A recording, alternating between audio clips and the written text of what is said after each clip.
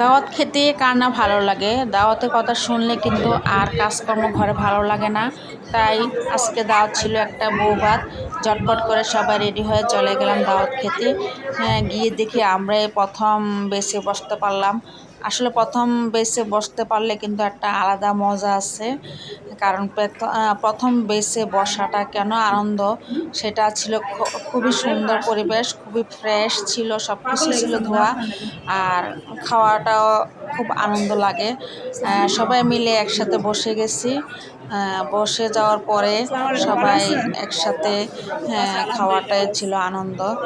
তাই চটপট করে আমরা একটা টেবিলে বসে গেলাম প্রথমেই, কারণ আগে খাওয়াটা শেষ করব। খাওয়াটা শেষ করা হয়ে গেলে আর কোনো বাড়তি টেনশন থাকে না, সাথে বাচ্চারা ছিল। খাওয়া দাওয়া শেষ, তারপর আমরা একসাথে ছবি তুললাম, ছেলে মেয়ে, তারপরে আমার ভাইয়ের বউ, দুজন, এই দুজনের একটা মেয়ে আর একটা হলো আমার ভাইয়ের বউ। যাক, সবাই একটু আনন্দ ফুর্তি করলাম, বাচ্চারা অনেক খুশি। আর আমরা এখন খাওয়ার পরে একটু পান খেলাম।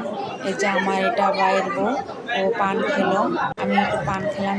খাওয়ার পরে আমরা এখন ছবি তোলার পাল্লা, কারণ আমরা তো ব্লগার, যেখানে যে একটা ছবি তুলতে হয়। আর এটা হলো যে বউ জামাই একসাথে ছবি তুলতেছে, সাথে আমরা একটু ভিডিও করে ফেললাম। এখনকার ভিডিও করতে গেলে একটু ঝামেলা হয়ে যায়, কারণ সবার হাতে মোবাইল, সবাই চায় জামাই বউ ছবি তুলতে। আর এখানে তো ভিডিও ম্যান আছে, ভিডিও ম্যান থাকলে ওনাদের কাছে যাওয়া যায় না, গেলি দাঁড়ালে বলবে একটু সরেন, একটু পরে আসেন, এই আর কি। তারপরে একটু ফাঁকে চোখে ছবি তুললাম আমরা।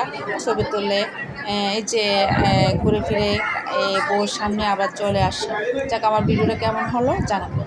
আর এদিকে দাওয়াত খাওয়ার পরে ঘরে কোনো সবজি নাই, শুধু ছিল পেঁপে আর ছিল ডিম, কি আর করা, ডিম দিয়ে পেঁপে রান্না করে ফেললাম। যাক, রান্নাটা খুব ভালোই হলো মনে হয়। খাওয়ার পরে বাকিটা আমি বলতে পারবো। আসলে ঘরে যদি নাই থাকে তখন যেটা সম্ভব নয় সেটাও করা লাগে। তাই আমি চটপট করে রান্না করে ফেললাম পেঁপে দিয়ে ডিম। জানি না আপনারা এই ধরনের রান্না করেন কি না, আমিও আগে করতাম না, কিন্তু এখন করে ফেলছি।